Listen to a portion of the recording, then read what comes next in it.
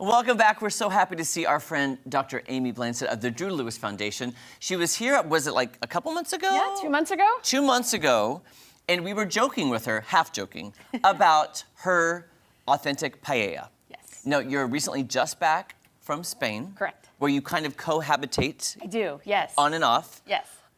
First of all, tell us about Spain, how much you love it, and your house, and what you did there.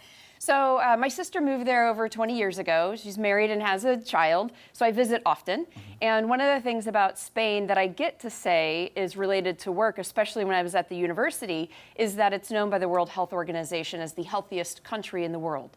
It has the most centennials, it has the most social connections, it has the least chronic disease. So I would take students to Spain to learn about the social determinants of health. I fell in love with it as well, and on a 5-week adventure with my mother, who's 79, and would wake up and say, we don't have 20,000 miles today, let's go, or steps, 20,000 steps. I felt like 20,000 miles. Right? Let's go do some more walking. So we had an amazing trip together and found a lovely home in a really old, authentic village, and the house is dated probably somewhere between 12 and 1400 AD because of the middle arch. Oh that's my through gosh. it. So it's been many things. I think it started out as a stable and then developed into the inner city. So inner city of 1,200 people in a small village. Right. Yes. By the way, too, I have selfishly invited myself to Spain to Yes. stay with her. I was like, Yes. I've got to come to your house. Yes. So That yeah, sounds great amazing. infrastructure. I work remotely when I'm there, and so go for anywhere from like 2 to 4 weeks at a time, and come back and have an amazing staff that helped me do that. That's amazing. Yeah. And when you were here last time, we were talking about the paella, and you're like, Yes. I'd love to make it, and we were like, we'd love to eat it. Yeah. Yes. So we do have some pictures and some video of when you were in Yes. Spain that we can look at as you want to start cooking too. You can tell us what Absolutely. you're going to do. Yeah, so we always start with olive oil, so I've put that in the middle. And then one of the things you do, so this is at my house, you have a paella cooker that's outside because it gets splattery and greasy, and it's normally a 2-hour process because you make the roux and the broth through it. We're gonna cheat and use some chicken broth. Okay. And that is actually rabbit. Rabbit is more traditional than chicken. And so normally I make my paella with rabbit and maybe a little bit of pork. Today we're gonna make it with chicken. Okay. So yeah, we start out with olive oil. To reduce the amount of splatter, a little salt goes around the rim. And this picture here too, is that the next step? Yes, so Okay. that one has the garrafon, which is their version of our kind of kidney or lima or butter beans. Yeah. Has the garlic in it. So you put everything in the middle, and just each stage you move it out to the ring. Okay. And you just keep adding the next and the next and the next. Oh, that's awesome. Yes. That looks so I'm gonna good. touch Oh my chicken. gosh. Yes, there we Look go. how gorgeous.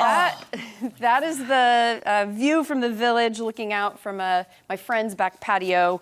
Paella is social because you make typically enough for 10 people at a time. Yeah. And so that's friend's view looking over the village. And Wow. Jake just said there's a bonus picture. There is a bonus picture. Oh my gosh, the Scotch egg! If you recall, last time I was here, Yes. Scotch eggs did not turn out so great, but it inspired me to go home and make Scotch eggs. And I used the air fryer. What? And they turned out perfectly. So next time, if you're gonna do Scotch eggs on the air, you might We're gonna the do air that. fryer. Yes. I So- never would have thought about that. I had to show off just a little bit after that.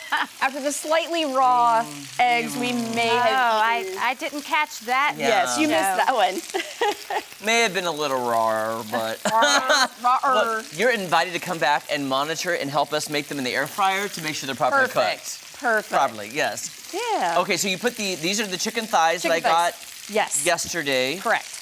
But normally rabbit, which I've never had rabbit, I'll be honest. Yeah, don't know I if actually have, but I grew up in the country. Same, So. right? I Yeah. mean, we raised rabbits, and that was sometimes Very lean. the deal. It is. Yep. So it is more lean. It mostly tastes like chicken, especially in paella, because it's going to sit and simmer in the juices for a 2-hour process. So it's going to take on the paprika, the saffron, and all the other things we're going to add today with the garlic. Gotcha. It seems, because you sent us the ingredient list, and I was thinking, it doesn't seem too ingredient heavy. No. I kept thinking it sounds so fancy, it would have tons of stuff in it. Nope. So this actually is very Valencia. So Spain has multiple regions. This is Valenciana region. In Barcelona in the north area, they make it with seafood. In the south, they make it with small game. They have rice fields, and so this was a dish that was made by the workers, and they would have game that was often ruining the field, so bring in rabbit, bring in the green beans, and then the rice, and they would just make it in a big pot, and everyone would share on lunch break, take a siesta, and back into work. Now, I will tell you, I've been to Europe, and I've been to the countries that take siestas, and I could not get anything done. Because every time I need to go to the bank, it was siesta time.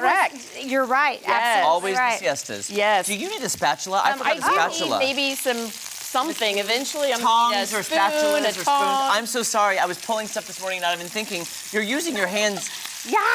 Well, It's I'm scary. careful. It's the top side. They're not. Okay. And I wore black and did not wear a jacket today because it is a splattery dish. Yes, Yeah. we're stepping back as it splatters. Yes. Tell us about this pan, too, because I've not seen a pan like This is this. a special pan. It's a paella pan. No, okay, here's a correction. In the United States, we say paella. It's actually paella. Paella. No I, there is no pie in it. Paella. It's paella. Okay. Paella. So it's a paella pan. And what it does is they're generally either stainless, but it helps radiate the heat out. Yeah. Okay. And you have to throw the pan out when it gets warped because you get different hot spots. Yeah. And you're normally cooking this over fire. So in the pictures that I showed, mine is over a ring that has the butano or their gas. Okay. But in restaurants that are really making it, they're going to do it over a wood fire. Okay. So you've got to have a good flat surface because in the very end, the main thing that you want to happen is a crisp at the bottom, and that is called the soup. I always say it wrong, but anyway, you want that crispy bottom. Yeah. It's like the sucrat. It's Oh, you say, it sounds so beautiful when you say it. Sucrat. Oh, thank you. Sucrat. Haley, thank you. Kenya, thank you. Yay. Now we've got things to help. All Yes, sorts of stuff. yes. Now, here's Okay. here's the good news, guys. Dr. Amy Blansit is staying with us. She's going to be cooking progressively through the show, and we're going to eat this at the very end of the show. I can't wait. And I'm so excited to try this, guys. Don't go anywhere. We'll be back with Tyler from We Move right after this. It already smells amazing, though. Yeah. Like that smell. It really does.